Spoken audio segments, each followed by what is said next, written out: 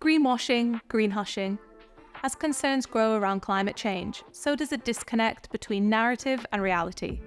So how can we improve honest conversations and really walk the talk when it comes to sustainable design? That's what we're here to discuss at this mixed roundtable with 2Tech2. I think there is a clash in how we're expected to talk about projects versus reality. And I think it comes down to that.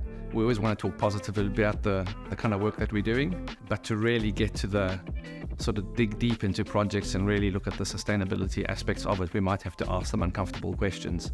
I think in every project, regardless of what the topic is, there's always going to be a clash as far as what's expected and what the reality is. I think the important part is just being as honest as you can about the situation and trying to do things as sustainably as possible.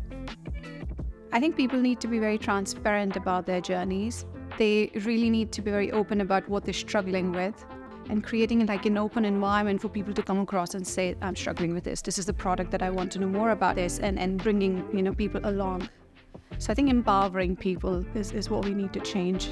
People should be honest about how sustainable they are as a practice, how sustainable they are, the project, and setting goals. And honesty and clarity will be easier when they are approaching clients, because what's the point of greenwashing things when at the end you're going to be able to notice? The biggest thing is people need to understand that kind of there's nuance in the discussion.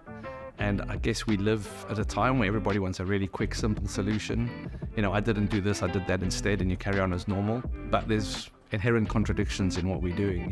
If we specify a certain material, that it might perform well in one aspect, maybe carbon, but maybe not so well in sort of biodiversity. And so there's always these trade-offs. Well, I think it's just normal for everybody to greenwash. So it's very easy to get a label, and we're really in a situation where only large companies can necessarily afford to get those labels as well.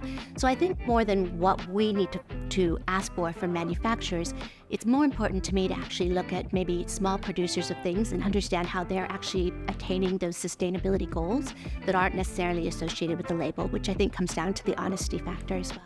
The information we need from manufacturers, there is so much more now than there used to be. Everybody's got certifications. You go on their website and you almost get inundated with it. But unfortunately, behind lots of numbers and statistics and figures, it's always easy to sort of hide the story.